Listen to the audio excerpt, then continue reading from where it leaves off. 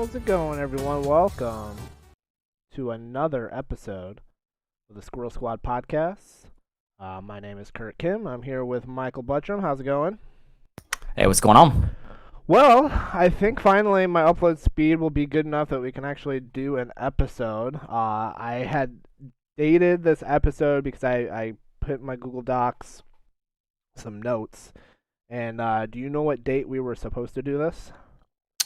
I wrote notes into my Google Doc on August 17th. Yeah.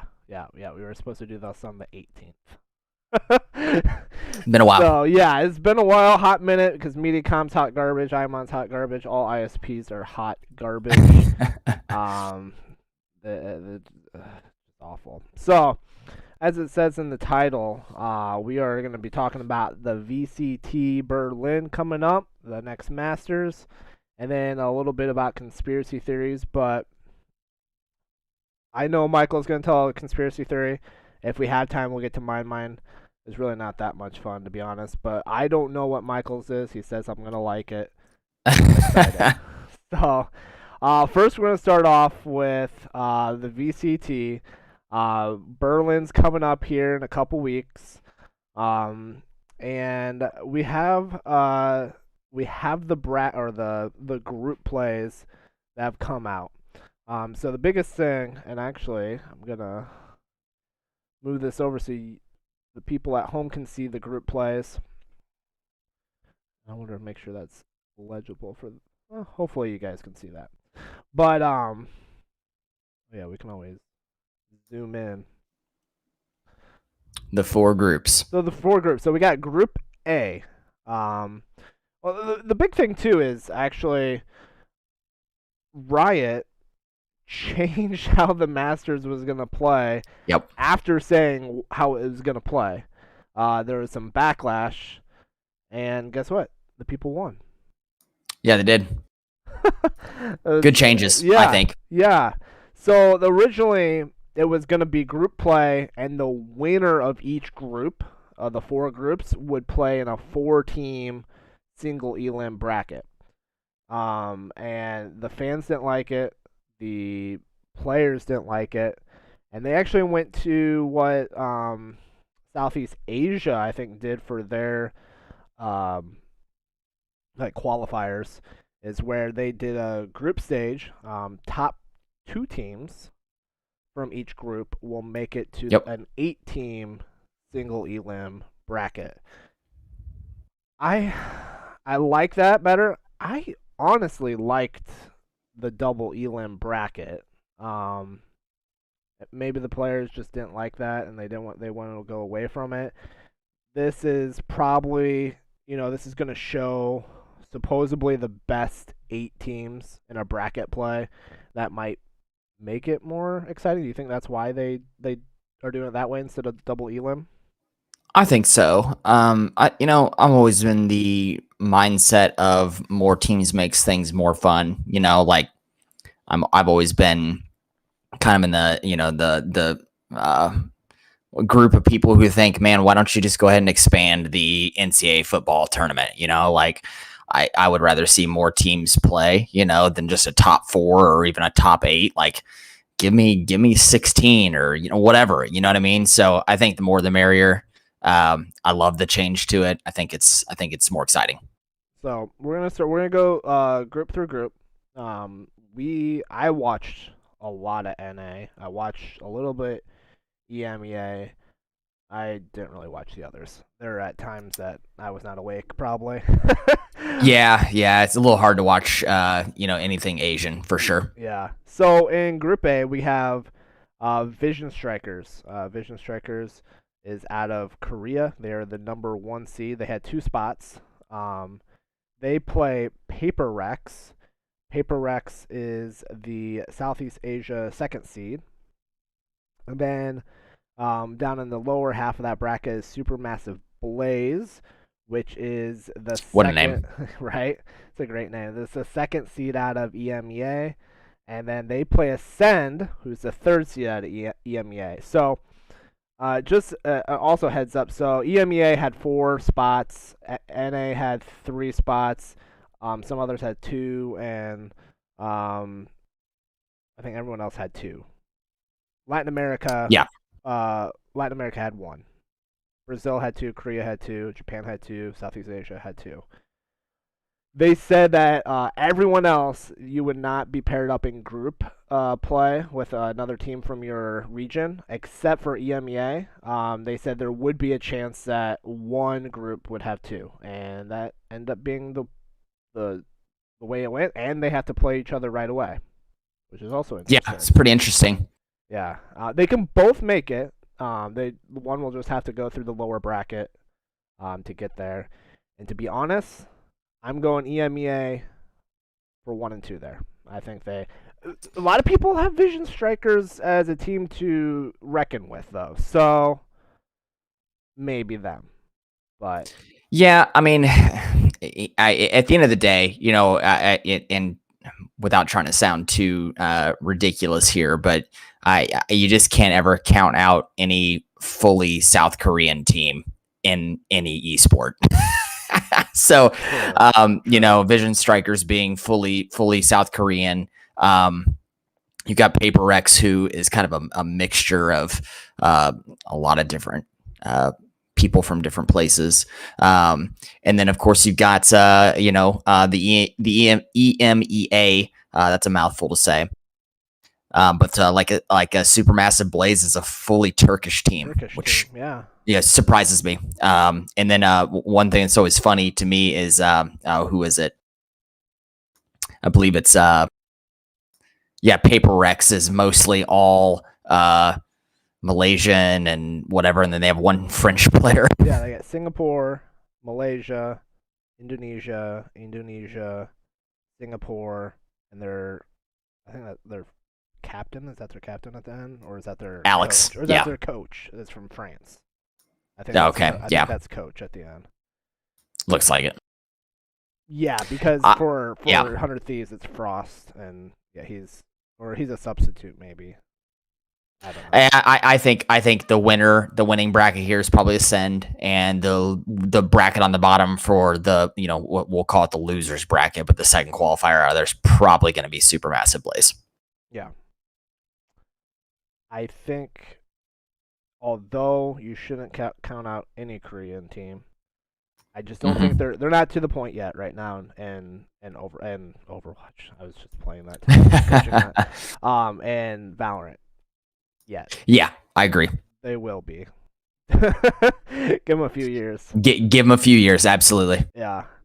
So yeah, we're kind of in agreement there. EMEA is probably going to come out of there, I think, first and second. The big thing too, more like, likely. So if you look at the bracket, so they got the semifinals, the upper bracket final, and then qualified, where the top 2 teams, they don't play another match. It's just qualified. So once you're down to the lower bracket, right away you have to win 2, and then you're qualified. You don't have to play that top team like normal bracket play would be. Group B is an interesting group. This gets interesting. You got Cade Stars. I'm not sure exactly how to pronounce that. Out of the fully Brazilian team. Yep, they are the 1 seed out of Brazil. Up against Team Envy, which is a combo of American and Canadian players. That's going to be a murdering. Yeah, I don't think Brazil has a chance. Team Envy's too solid. I too good. I predict Marved Crashies. I think they're just going to pop off. Yeah, and then on the bottom half is Crew Esports, which is the Latin America team, against Zeta Division, which is the Japanese team, and I'm gonna go Japanese team there. I think I'm gonna go Zeta Division on that. I think the Latin America is weak. It's just weak right now. I don't think Japan is really that strong either. To be honest. I think Envy walks out of this one easy peasy. Yeah. I don't know if they drop a match or a map. I don't think they do either. I do think though that it may be a disadvantage for them coming out of group stage because they may not have had a challenge at that point. and could be interesting. And they came out saying they got lucky for the group stage. They honestly did. They got the best draw. For sure. 100 Thieves should have got that draw. They in Group C, I believe, kind of got screwed. They had to play potentially the number 1 team out of EMEA in Gambit Esports. Gambit Esports plays Crazy Raccoon. That will be a slaughtering. I don't see that being close at all.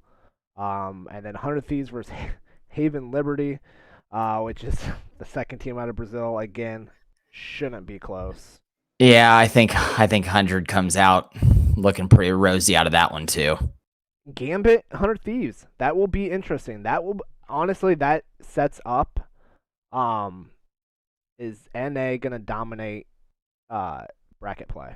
I honestly think, because Gambit is the number 1 team out of EMEA, and I don't think really any other sports or any regions will go up against. Like, I think those are the top 2 regions, NA and EMEA. For sure. And I don't think anyone else is gonna. I mean, they might drop maps and stuff, but I don't think anyone's gonna beat them. I don't either. So that'll be interesting. I think 100 Thieves and Gambit Esports make it out. In what order? I'm not sure. Obviously, I wish and I hope 100 Thieves gets out of it as the 1 seed out of that division or out of that group. But I haven't watched really any Gambit, so it'll be a fun match in the semifinals there. Group D, the group no one ever wanted to be part of. Yeah, it's definitely the death group. G2, that is the match. That is what people wanted because Carlos and his mouth that runs G2.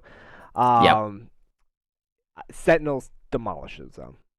Sentinels. I think so. And I think it's because they're also motivated because it's G2. I mark my words. Mark my words. I think next year, G2 star Mixwell plays for an NA team. I think so. Mixwell out of Spain? Yep. That'll be interesting.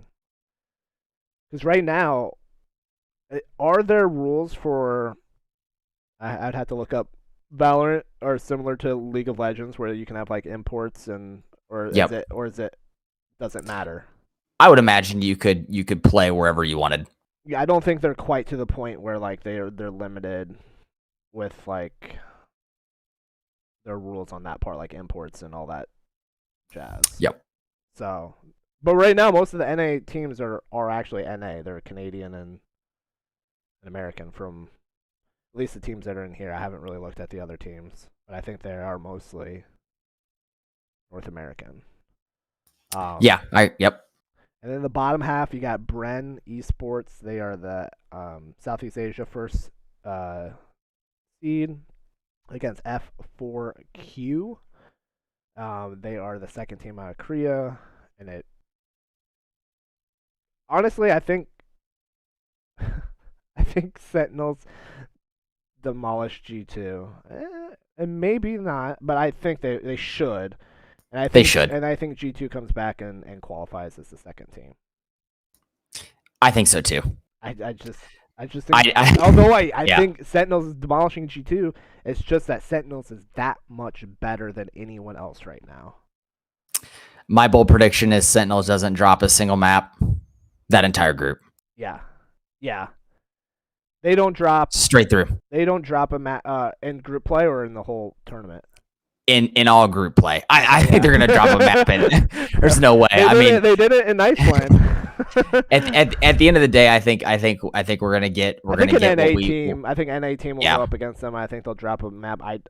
But let's be honest, it's probably gonna end up being, if the bracket works out the way that it should, or hopefully it will. Hopefully we see 100 Thieves Sentinels. Yeah, I think they're the two best teams in the world right now, from what I've seen. Obviously, I haven't watched the others extensively, but you just take the results from Iceland too. we had teams. We had we had some teams or V1 in there, and they beat some teams, and they're not. Definitely not. They're right now fourth in points, but man, I take right now they're not. Like FaZe Clan's better than them. Mm-hmm. Xset's better than them. Yeah, agreed. A lot of teams are better than them right now. But yeah, so then it comes down to quarterfinals. So the group plays start September 10th. So we are a little 10 days out. 10 days out, yeah. It's exciting. And then the bracket play starts the 17th. So they're there for a good while. And then the championship grand finals is on the 19th. Yeah, a little over a week. So that'll be a very exciting tournament. I had some other like kind of interesting some breakdowns. As I go back to the main screen here. So um some interesting things about so each region is organized by Riot, but someone else basically hosts it and decides the format. So like NA is Nerd Street Gamers, and Sure. EMEA is Freaks for You Gaming. So that's interesting. So although the hierarchy is Riot, each region is sponsored by someone else, and then they decide the format for their qualifying. Interesting. I think it's interesting. I think down the road it should be the same for every region. Yeah, it's going to need to be streamlined at some point. Yeah, which is interesting. So the EMEA point breakdown for champions, which is kind of interesting. So Fnatic, who did not make Berlin. Berlin, yep. They didn't even come close. Is the Sad. number 1 points so far in EMEA at 350 points. Yeah. Because they got second in Iceland, and then don't make it in Berlin. That's kind of crazy. I don't know if they lost players or Wow, they're focusing all their energy on winning the League of Legends EMEA this past weekend. Yeah, evidently. And so basically there's a last chance qualifier. So to get into champions, which is going to be in December in LA, which is pretty cool. Be in NA. Dope for sure. As it should be, as we have the best teams right now. And honestly, it's probably the easiest for traveling.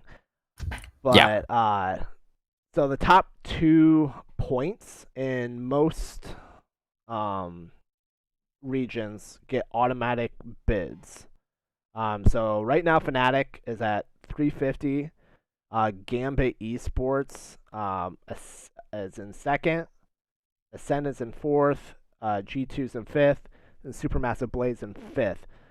Now G2 and Supermassive Blaze are 175. Ascend's at 275, and then it's 300, 320, 350. There's a lot of points to be had at this Masters. I think I haven't done the math on all of them. Almost all of them have done well enough. Second, if they get second or third, could boost themselves up into the first 2 spots.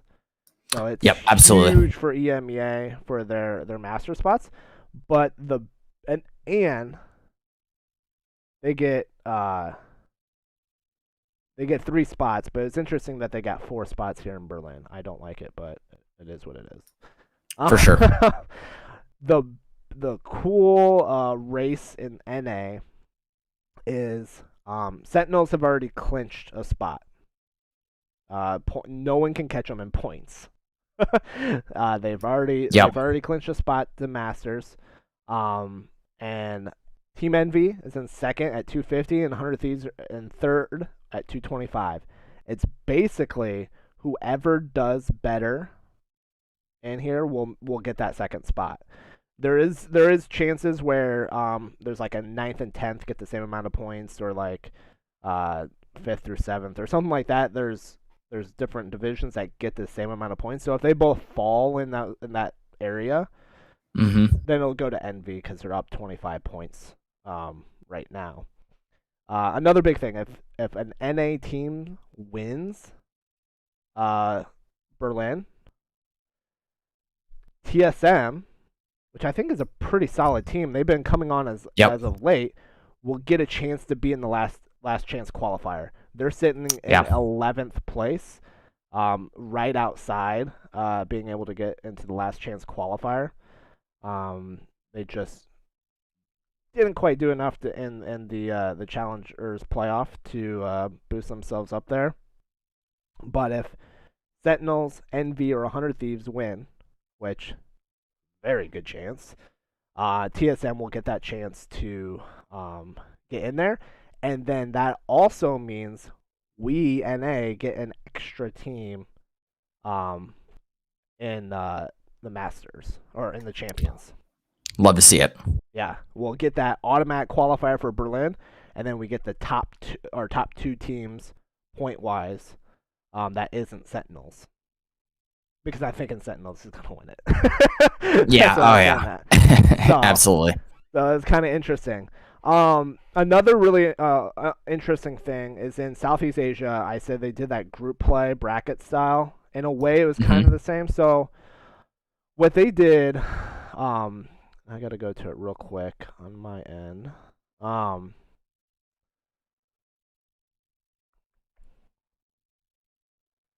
Real quick while you find that, I read a news article. It's totally off topic. There was a girl in Illinois who was arrested for allegedly using a fake COVID-19 vaccine card to enter Hawaii. And when she handed over the fake card, it asked, obviously which strand of the vaccine that she received. And she wrote in Moderna, spelled Maderna. That's how they caught her. Oh my gosh, that's dumb. People are dumb. That's why. Yes, they are. That's what we get out of that. So Southeast Asia had groups. So they had Group A, B, C, D. There were 4 teams per group. And then they played kind of a round robin in that group. It wasn't a bracket style, but they only played 2 games against each team. Okay. Okay. You could tie 1-1. So the top 2 teams in each group went to their bracket, and they had like a double elim bracket. Bren Esports went 3-0-0. Okay. That's one of the top teams. Sure. They ended up winning Southeast Asia. Down in Group C, Boom Esports got into the bracket play over X10 Esports, which made Iceland. They both went 0-3-0. Oh, geez. They both tied all 3 games. They went 1-1. And the breakdown, the tiebreaker was head-to-head maps and then head-to-head rounds. X10 missed by 1 round. Oh, gosh. And that's why Boom Esports went to the bracket and X10. Could you imagine? Home. That's just crazy. Why do you play only 2 maps like that and you can tie? Like, I don't understand. Yeah, I don't understand that at all. Because they went head to head, and then they scored. It was 6-13, and then 13-7. That's so weird. 1 round. It's interesting. Yeah, it's dumb. Hopefully that gets fixed. Yeah, that's I'm not huge on that. And then just the last thing, last chance qualifiers is based off of points. 1 spot will go to NA. 1 spot will go to EMEA. 1 spot will go to South America / Brazil / Latin America. they're all together. And then 1 spot will go to or it's called South America.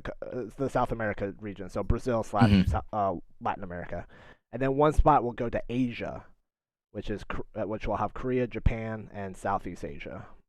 And NA actually will bring in the top two teams from Australia slash New Zealand, and at least in NA, it's gonna be on land, which is kind of cool. I'm actually Yeah, kind of that'll looking. be I'm that'll be kind of looking exciting. forward to the Last Chance qualifier. I'm hoping Hundred Thieves isn't in that. I hope they. I don't want to sweat that one out. I hope they just make it based off of this one. But yeah, I'm excited. Do you have any last words on the VCT? I'm ready. I'm excited. I'm excited. These next few days can't go by quick enough. Yeah, yeah. It will be good, and we'll definitely hopefully be having our podcast every more often if my upload is going good. So we'll be right in the middle of that, also updating through our podcast as well. All right, For sure. switch gears. You are now gonna blow me away with your conspiracy theory. I wish I had like if I had like a good setup, I would have like the Twilight Zone music Yeah, going right yeah, now. yeah. All right, so mine is okay, and looking at the time, we haven't been going too long, so I might get to mine. But first, Michael Buttram, what is your conspiracy theory?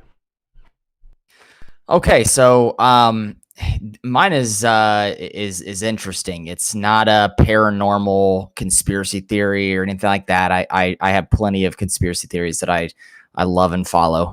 Conspiracy theories are some of my favorite things. Personally, I think that Nessie exists.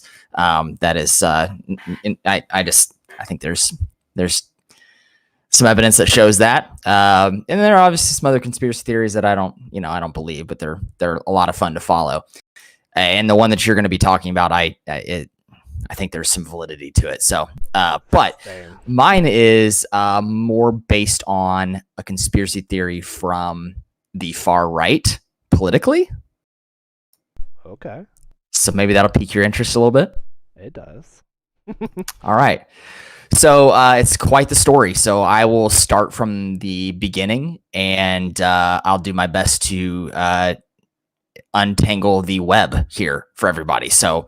Um, let's talk about the internet. We'll rewind first and foremost back to the internet. Okay. So as we all are very well aware, there are tons of social medias on the internet: Facebook, Twitter, uh, TikTok, Snapchat, you name it, right? Instagram, all those things. And then you start to get into some of the, the well-known ones that maybe a majority of normal citizens don't dabble around in. So, you start to get into things like Reddit and maybe some people, dabbling into things like Tumblr and that sort of stuff. But that's kind of what I would consider like the edge of the social media internet. You're either, if you're a Reddit user or a Tumblr user, you are on the edge of social media. Like you're kind of getting into the deeper water, so to speak, right? So I think of like as like the pool, right? Facebook is your very shallow end. Everybody knows how to use Facebook. Everybody's grandma's on Facebook, all the way down to 6-year-olds are on Facebook, right? Mm-hmm. And then you start to get gradually a little bit further down. You start to get into your things like TikTok, and you start to get into Snapchat, and Twitter's a little bit further out into the deep end. Well, then you start to get to where the pool starts to slope down, and that's where I would consider something like Reddit, right? Mm-hmm. You kind of you can hang on the one side and follow some things, and it's all roses and smells good. But if you aren't paying attention, you can quickly click and do a few things and find yourself struggling to stay above water, so to speak. So let's talk about a guy named Frederick. Okay. Frederick, I am not going to disclose his last name, mostly because it's kind of hard to know his last name. But Frederick, years and years and years ago, started a website that we call 8chan. Okay, yeah. So for our listeners who don't know what 8chan is. 8chan is short for 8channel, and essentially is a message board where people can go and message on different types of threads. So almost everybody's been on to like Craigslist. You know, like the format of Craigslist is there's just like a bunch of hyperlinks and you click into it and then there's like a bunch of threads. Think of it like that. It's kind of like Reddit, but just more off the deep end. And it's kind of like the part of the internet where people go to stay anonymous. That makes sense. So he started this channel called 8channel, okay? And 8channel was a breeding ground for just not a whole lot of good stuff. There, and we'll get into some of this terminology here in a little bit, but it's where people, people we would refer to as incels exist. People who hate women and the trolls of the internet exist there, right? So there's, of course, 8channel. There's 4chan, which people may have heard of 4chan before. So 4channel. And then there's what's called 2channel. So 2chan. So we have Frederick, who started 8chan. We then have 2channel, started by a man by the name of Jim Watkins and his son, Ron Watkins. This is where the web starts, okay?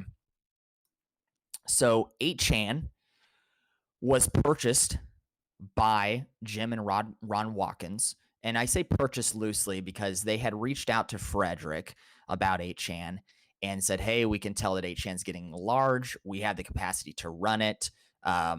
Frederick also suffers from the disease that makes your bones really fragile. If anybody's seen like the movie Unbreakable, if you remember that one, he like legitimately has that in real life. So like his bones are really brittle and he's in a wheelchair. So they say, hey, move to, I think they're in Cambodia or something. Move here. We've got a person who can take care of you. We will help you run 8chan. We'll be moderators. We'll grow it. And that really piqued Frederick's interest because he wanted to see 8chan, be more successful. So anyway, he moves out there. They start to take over a lot of the stuff. Long story short, they commandeer it and pretty much steal it from him. Leave him high and dry. Okay. So they see 8chan, which has now become way more popular than 2chan and 4chan at this point, as the chance to garner power in the West, predominantly the United States. And by power, I mean power over people influentially on social media. 2chan, which they had originally started, was extremely popular in places like Japan, some parts of the Middle East, and they were actually directly influencing political races through things like 2chan. It was that big of a deal. So they saw pipe dreams of 8chan being something that they could use to do the United States. Okay, tracking so far? Yeah. Okay, so fast forward, Trump wins in 2016, right? Wins the presidential election. Jim, at this point, wants to convince the world that he's the reason that Trump got elected. Okay. So he creates this website called Goldwater. He fills it with a ton of stories about Trump being a white knight, slandering the Clintons, yada, yada, yada. Okay. It fails to do exactly what he wants it to do because the people of 8chan are mostly young millennials. And they want nothing to do with this right-wing philosophy that's being piped down from this 50-year-old, white male, Jim Watkins. Okay. So they see right through it. In other countries, like I said, in Japan, other Eastern countries, the right wing is really powerful. In Japan, what we would consider conservatives here in the United States is really powerful there. And so he saw the opportunity, like I said earlier, for him to do the same thing here. So thus births our conspiracy theory. And I'm sure you've heard this before. Today we're going to be talking about QAnon. Okay. So QAnon, short for QAnonymous, is a person that on the internet is thought to be a Trump administrator. So somebody who was on Trump's administrative team that was giving out secret information on the internet about what was really happening behind closed doors, conversations with people on the left, how the left is trying to destroy America, so on and so forth. Okay. So QAnon shows up on this particular thread board that's on 8chan, okay, that's run by this guy by the name of Paul Ferber. Okay. Paul Ferber will be a big piece in the story. So QAnon, of course, fuels himself off of conspiracy theories, the Clinton conspiracies, right? You remember the whole Wayfair child slavery conspiracy? Okay, that kind of stuff, right? QAnon commented on all of that. But then again, Q wasn't the first one to ever do these sorts of things, right? People on 8chan had been doing this for a really long time. There were people that showed up and they would call themselves White House Anon, Congress Anon, etc. Okay, so it was super popular that people on 8chan would play this role of a troll and try to like get people to like get on board and like spread lies on the board, basically. But the thing is that everybody knew what was going on. So like we all, it was like a joke, right? But everybody knew what was really going on. Everybody knew that it was a troll, right? But they just like fed into it because they thought it was fun. Well, QAnon comes along and he starts this conspiracy theory about Trump and about the left, and all these start spreading these things. And at first people are like, oh, this is funny. It's a troll. We're, getting into it. But then things start to happen and it starts to feel a little bit more legit. Like the joke isn't really there anymore. And maybe this really is somebody who is a Trump administrator that's giving out secret info on the internet. Okay. So he starts to get a lot of traction. People waited for what we would call Q drops. So like they would like, like all of a sudden Q would get on and drop like really, really like super just cryptic messages, right? Like he would post it like, like 1400 hours, Tuesday, 8/9, watch for this. Okay. And like some things were actually happening. And so people were like, okay, like maybe there's some legitimacy here. Maybe it is somebody that's, what's going on here. Okay. So they're feeding into this. Okay. So Paul Ferber, who runs this message board, he comes out and he says, hey, look, I know who Q is. And from now on, he's going to speak through me. Okay. Oh, okay. Yeah. So he, at this point, Q has become really popular. It's probably like 2017. Trump administration's full-fledged in. We start to see that division between the right and the left a whole lot more, right? Yeah. And it gets so big that Paul gets to go on InfoWars. Are you familiar with InfoWars? Yeah. Yep. Who isn't, right? Yeah. So InfoWars, for those of you who don't know, it's a very just dark and sadistic, very heavily right-handed radio show that just fuels off of stuff like this. Okay. So anyway, Paul goes on mouthpiece on InfoWars and claims he's the mouthpiece of Q. He spreads more lies, gives like the inside scoop on Q, says that he knows the Pope.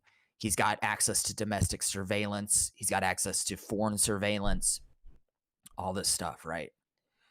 Well, the problem is that up to this point, QAnon had kind of been corralled under this 8chan deep end of the internet, right? Well, guess who listens to InfoWars? All of our grandparents, right? We've all seen the InfoWars bumper stickers. We're out in the middle of Montana. We see some 75-year-old guy driving around. He's a rancher. He's got an InfoWars sticker on his truck, right? So they hear about QAnon. This is where Q starts to break out into the mainstream, older, less tech-savvy Trumpers, for lack of better ways to put it. Okay. So Paul, on this InfoWars thing, he invites all these old, crazy Republicans to come to a much easier website to visit, an old person-friendly website known as Reddit. Okay. Yep. So thus births a brand new QAnon subreddit. Okay, so a channel on Reddit. They want this older generation to spread the information that Q will secretly share on this subreddit at times.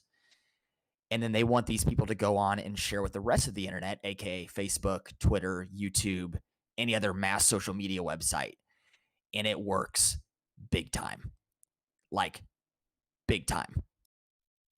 So as we know, like most normal Redditors are between the ages of like 18 and 35. They're memers, they're jokesters, right? Mm-hmm. They talk in a lingo that the older generation doesn't get. And Reddit fuels this misinformation. They see that these older people are posting things on Facebook that they're posting on Reddit as jokes. And the people on Facebook are like taking it as reality, right? Yeah. So how many of us have been on Facebook and you've seen those ridiculously stupid memes that are posted like with a picture and then like a text over the top of it where we can totally tell like this is 100% not real, but it's shared by some older person that they're like, this is the most real thing ever and this is why I'm voting for Trump. Right? Too many. Yeah, exactly. So this is exactly what's going on. These memes that you're seeing are coming from this. So we have trolls that are truly trolling the old white right Republicans. Like it is in full force. And these people have no clue that this is what's happening to them. They're like essentially being rickrolled into posting stuff that they think is real. Pretty crazy, right? Yeah. Dumb. So it gets even crazier. All right. So QAnon becomes so popular that people start to act like Q. Okay. For some reason, Paul Ferber, who at this point is acting as the mouthpiece, accidentally leaks some information, and people start to wonder if he's actually QAnon. Okay, so he's saying that he's talking to QAnon, all this stuff, but the password to QAnon's account, who's supposed to be this really tech savvy, administrative person hiding, the password gets leaked, and what is it like? Is it like QAnon 123? it's I can't remember what it is. It's something really stupid. Yeah. But like people start logging into QAnon's account and then just doing Q drops, and they're like, "I'm the real Q. This is what I'm saying now." Oh, and so then Paul Ferber would get into the cycle where he would have to get on and be like, "No, okay, that wasn't the real Q. It's been hacked. It's been fixed. Whatever." Well, what was happening is, and this is all conspiracy theory. Mm-hmm. What they think happens is that he was logging back in, changing his password, but then people were like getting back in because he was like changing one number or letter. And so like it just like kept repeating and kept repeating and kept repeating, right? And it was just like this terrible cycle. Well, finally, one day, QAnon posts and says, "This is the real Q. All the other ones that you've been reading are not right. We're gonna do all this stuff." And this is where it starts to get really bad. So Paul Ferber does his normal thing. He gets on. He says, "No, sorry, this isn't the real Q. I confirmed with the real Q that this is a fake one. Blah, blah, blah, yada, yada, yada." Well, what happens is the only other person who has full control to 8chan at this point, Jim Watkins, gets on and he says, no, I've verified. This is the real Q. Paul Ferber is lying. So this man who's had been in control of this baby of his channel for a long time, right? We think that Jim Watkins overtook the account and basically stole Paul Ferber's imaginary friend. It's the best way to put it. Okay.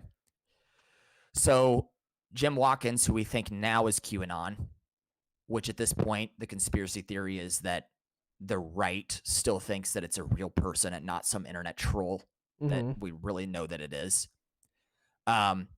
starting to just really say some very bad stuff on the internet. And I say this very sadly because I've kind of been joking about it up to this point, but this is where it got really violent. QAnon started to call for violent protests. We started to see Trump rallies where people had signs with like hashtag QAnon on them, QAnon supporters, mass shootings such as Christchurch in New Zealand, if you remember that years ago, the El Paso shooting, all of those were fueled by what was going on 8chan, and people would get on there and post things about QAnon and their plans to do these shootings before they were happening. And so we were starting to see just really actual real violence was coming out of this conspiracy theory. And the right was buying into it because they thought it was real. Yeah. Right. They thought this was, Hillary's the devil and Biden's the worst and Trump's the savior and all these things. Right. So Watkins gets called to Congress to come talk about this. Right. Like they want to talk to him about his site that's been at the precipice of all these shootings and all these things. And this is what he says. Okay. And this kind of gives you an idea what kind of scum he is. So he said this to Congress. He said, my company, okay, 8chan, has no intention of deleting constitutionally protected hate speech. I feel the remedy for this type of speech is counter speech, and I'm certain that this is the view of the American justice system. Okay, really speaking into what your right really would like to see, right? Yeah, free speech, yada yada yada, yada yada. So the New York Times went on to talk about QAnon as this like fringe phenomenon, that most people could safely ignore, but at the same time, it's gone super mainstream. In 2020, QAnon supporters flooded social media with false information about COVID-19, which we're seeing now. Black Lives Matter protests, the presidential election this time around, saying that it was, boosted and faked and not my president and all these things, right? And they're continuing to recruit new people to their ranks because of all this disinformation that's being disseminated down to these mainstream social medias. Most recently, the followers in the movement at the deadly riot, at the Capitol riot in January, fueled by a lot of QAnon believers, right? So basically, I wanted to bring this one up mostly because it's an interesting conspiracy theory, because there is a little bit of an air of we can't definitively know that this isn't somebody that they say they are. Yeah. But at the same time, it's pretty like most of the evidence points in the direction that it's not. So I don't know. What are your thoughts on that? I mean, that makes sense. All of it. I mean, to be honest, I didn't follow like the QAnon thing a whole lot. Just because I thought it was ridiculous, most of it. And I'm honestly not really on Reddit a whole lot as well. But I mean, everything what you said makes sense where it could be either way. Now, my logical sense is just like decipher it. It makes sense that it's just people trolling. It's got to be one of those guys, right? Well, and it seems like it's just people trolling. Like it's especially like they're like those memes and stuff and like trolling on that side, but like. And maybe QAnon is a person, but I don't know if they have really inside scoop on anything. I just think they have a lot of hate. Well, it's just crazy. Heart. We're most of us are familiar with the Georgia representative Marjorie Taylor Greene. She's said some very dumb stuff over the years. Yeah, but like she's a super prominent QAnon supporter. Like on all of her social medias, she is openly supporting of QAnon, and those are our lawmakers. Like, yeah, that's scary. That's the reality of this pipe dream of somebody who lives in Malaysia or wherever he lives, right? And he saw the influence that he had in places like Japan with 2chan, and he saw that he could run with 8channel, and he had a real effect. I mean, yeah, mass shootings came out of this, It's just sad. Like I I have family members on Facebook that share this type of shit all the time. And it makes me ill because I know what's going on. Like, Yeah. this is exactly what's going on. And people are just taking it as church, right? Like, It's because it's they're taking it as like the word because they want it to be. yeah, Like right. in their heart that's how they want it to be, and then someone's like, "Oh yeah, it is this way." And then they're just going to run with it because they saw it on the internet. Yep. Yeah. But then again, at the end of the day, like, there is a little bit of wiggle room there where it's like, I mean, you know, maybe it is somebody, right? Like, Yeah. I don't know. Either way, what we do know is that it's bred Just hate. unrealistic expectations, And just a lot of hate. hate. Exactly. So much And yeah, hate. It's so crazy. much. The Yeah. last couple presidential elections when Trump got elected and now Biden, it's just it Super brought divided country. well that and it brought out a lot of people that were quiet before and just showed how much hate those people have and just Yeah. intolerance of other people. Agreed. My biggest thing, if it doesn't hurt me, then do whatever you want to do. That type of thing. Like if it's Yeah. not for the most part, Yeah. like if it's not hurting others, then I don't care what you're doing. But once you start spreading hate, and spreading Yep. misinformation, then that starts to get other people hurt. Especially misinformation that's harming other people, like Yeah, in a real legitimate way. and the biggest way right now the it's the COVID just misinformation, which Yeah. is ungodly. And I mean, I have a wife that works in the hospital. She sees it firsthand all the time. And the Yep. crazy thing is it's other nurses too that are like on the other side. Yeah, right. I'm like, do you not believe in science? Do you not do you not Yep. it just boggles my mind. But yeah, I don't think it's gonna Yep. get any better anytime soon, unfortunately, on that end. Yeah. Um, because I just saw that Trump wants to do a rally in Iowa. Who the hell does a rally after they've lost a presidential election? And who does rallies as they're a president? Like, Yeah. it's just so. It's just so. We had a Trump store in Marion, Iowa, right next to the UPS store, and it Oh my literally goodness. said Trump store. Like Very creative. we didn't have an Obama store. We don't have no Yeah. Biden stores. Like they like worship him, and it Yep. all stems from like the QAnon and the misinformation and Well, and this past week, he held a rally and told everybody to get a shot, and they booed him. Like, that's the even craziest. He's lost control. He's of lost his own control. people. Exactly. It's so far beyond like it's crazy because these all these like governors and senators and stuff, they're all vaccinated. Yep. The military will pretty soon be 100% vaccinated. Um, Yep.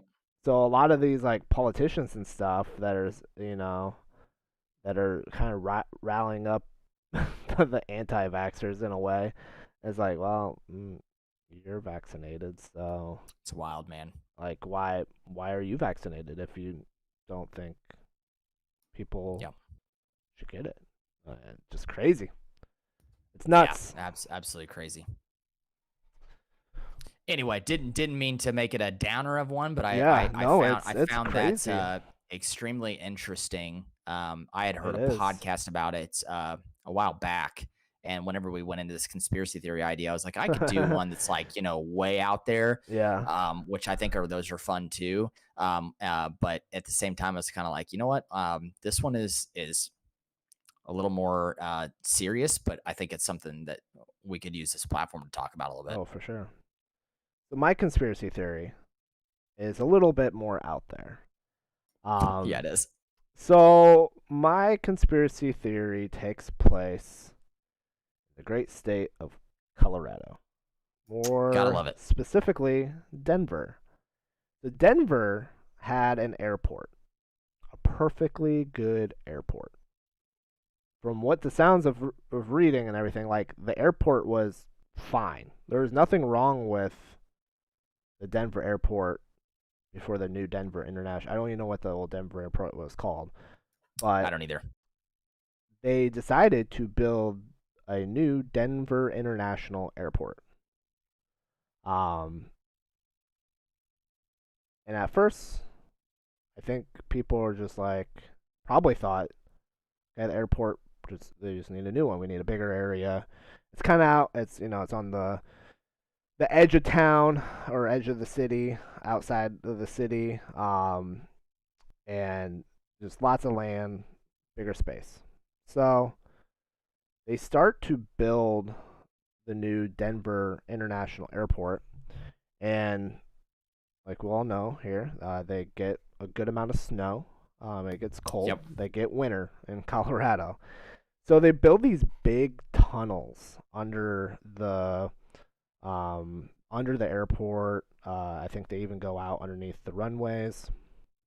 Um, what was supposed to be used in these tunnels is a kind of a state of the art baggage trolley, basically, to get the baggage Right. to different areas automatically. They just basically set it on the thing and it takes it.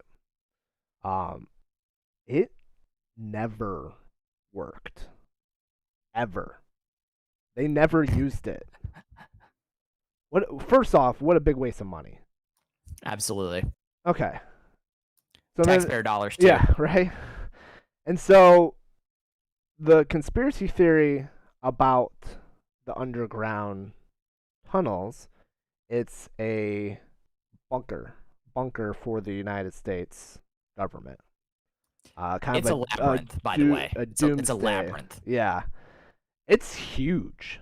It's Massive. miles of underground runways and doors and stuff. That's not being used. That's not being used. They do use it technically. Some of it they do run baggage under there, but on carts and stuff. But a lot of it's not used. Okay, so that's kind of strange. That's numero uno. The second strange thing is the way they decided to set up the runways. Now one can say, well, it makes sense. You need them in different directions in case of wind. I say it looks like a swastika, and I will show you. It does. Right It does. here, if you're looking at the screen now, it is very similar to the Nazi swastika. Granted, they say it's because, winds different directions with the mountain. You need runways at different angles. Which totally makes sense. But it's just weird that it looks like that. It's odd. I don't know of any other airports that look like that. Right? By the way. Right? It's just totally odd. Okay? So that's the second thing that's kind of odd about the Denver airport. A third thing that's odd is they believe the airport was built and funded by some secret societies. So the theory is the Freemasons, a centuries old secret society, has controlled the airport ever since it opened, with ties to the New World Order, a group of global elites who yield power over international affairs, which is a whole other conspiracy theory in itself. Which may have some validity. There is on the screen I'll show you here, There is a dedication plaque at the airport's south entrance, dated March 19th, 1994, contains a time capsule and bears the symbol of the Freemasons, as well as a reference to the New World Airport Commission. Strange Yeah. markings have also noted around the airport, supposedly indicating secret or alien languages. Now, of course, on this page by the Denver Post, the facts, what they say is, while the Freemasons are a legitimate fraternal and historically cloistered organization with civic ties to the airport's dedication, there's no evidence to suggest they have a hand in ongoing planning or decision making at that civilian facility. Anti Masonic conspiracies that date back more than a century were clearly dusted off and updated in advance of 2012's Apocalypse Fever.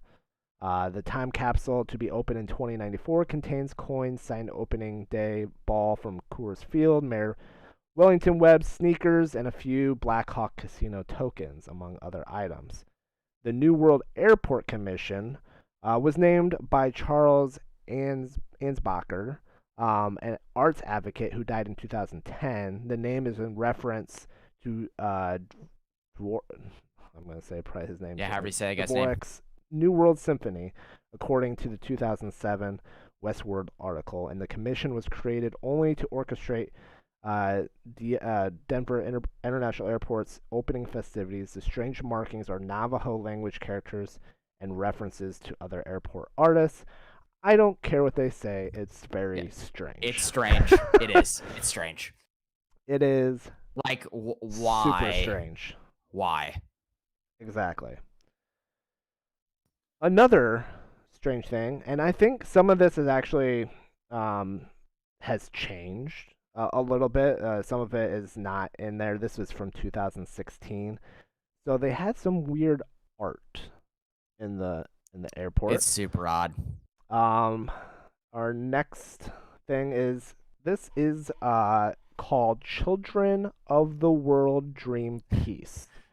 This gives me nightmares. Right? So the theory is the airport's 40-piece public art collection, most notably its colorful 28-foot wide murals by the artist Leo Tanguma. Its Notre Denver gargoyle sculptures near the east and west side baggage claims areas, and a Mustang sculpture near Pena Boulevard are clues to a sinister influence at the airport, alternately credited as Illuminati, oh, another good one, the Freemasons, and the New World Order or Nazis. This art piece is weird.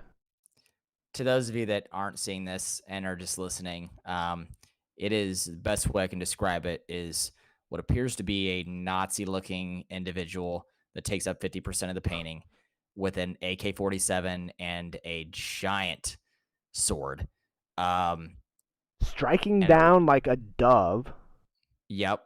And then a bunch of like crying individuals with children. Yeah, women and children underneath the soldier, just like laying down and crying. And then on the right hand side, it's like broken down buildings, like in a war. Yep. And then he's got a giant rainbow behind him, like he's Nyan Cat. It's odd. So weird. It's like why put this in your? What's the purpose? Yeah. It's very strange. That is not something I want to see while I'm boarding a plane. Right. There's also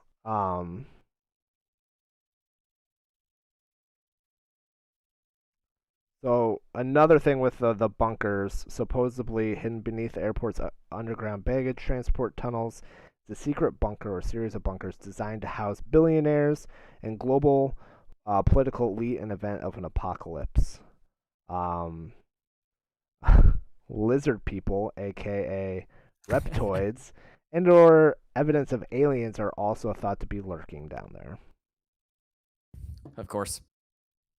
Why not? I mean, I have to say, 100%.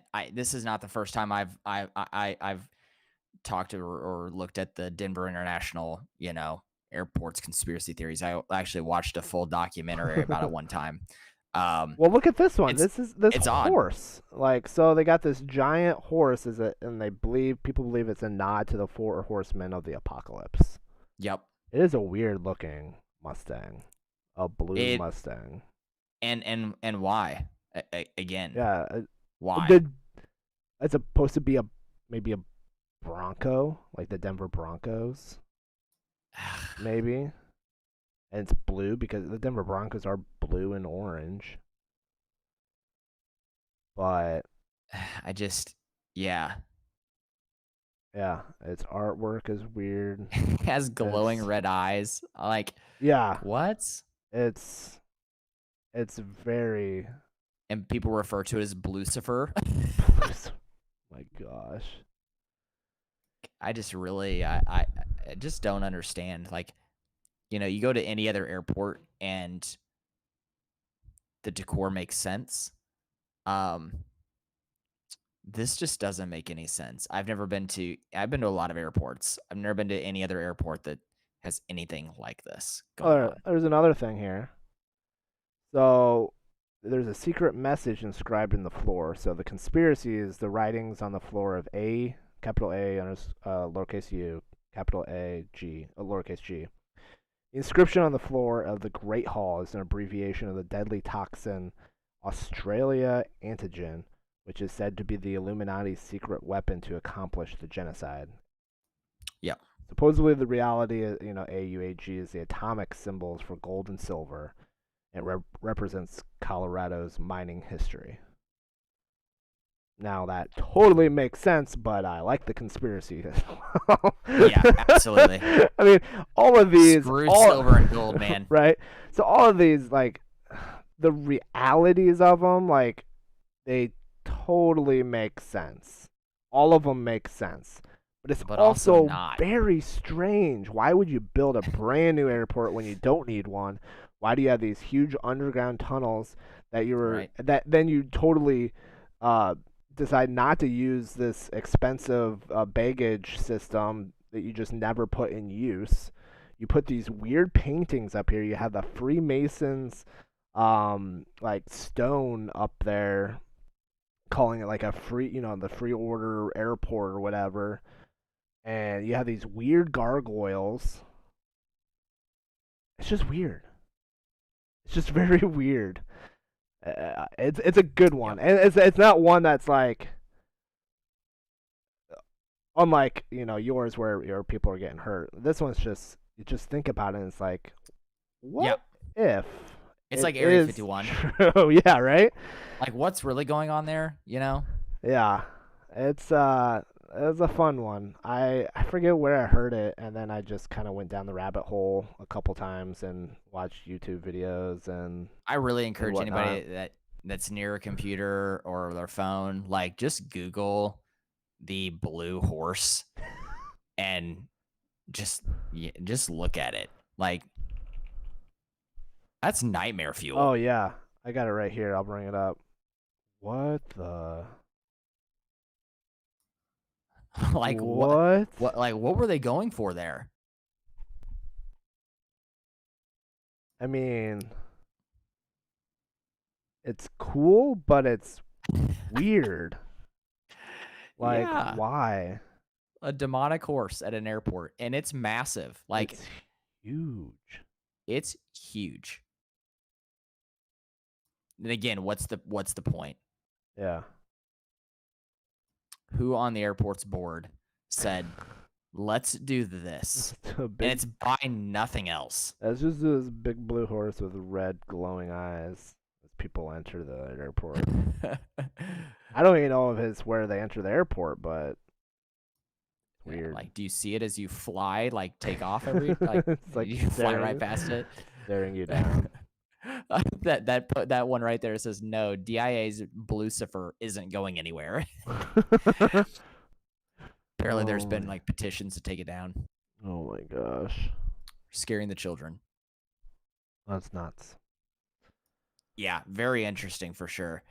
I feel like we could do conspiracy theories on a weekly basis. I know. I would love to discuss Bigfoot and Nessie and all kinds of conspiracy theories. I think this will have to be a monthly thing for sure. Absolutely. So, we are going to possibly do it next week. We might do it in a couple weeks. We're not sure. The honestly, the items are kind of uh up for grabs. We know that they start the VCT tournament the 10th. So we may wait a week and then do it that second week of September, or well, the 14th possibly, as we'll be halfway through the VCT. It'd be kind of fun to update that, and then we'll be bringing some other options. If you have topics that you think would be fun to talk about, go ahead and put those in the comments, and For sure. Or tweet at us. or Any of tweet those us. things. Yeah, you can tweet us. Tweet at me at SquirtusMVO7, or Buttram at Buttram_Michael. But yeah, thanks for hopping on with me today, Michael, and Yeah. going through the rabbit hole of conspiracy theories. Anytime. I'm really looking forward to the VCT tournament. On right now, Valorant has been my favorite. While League of Legends is Yep. actually rising, which is kind of strange. That's probably because 100 Thieves won the LCS uh, tournament. Yeah, they did. They're going to Worlds. So I just don't know enough about League Neither to do talk I. about it either. But until next time, have a good one. Yep, absolutely.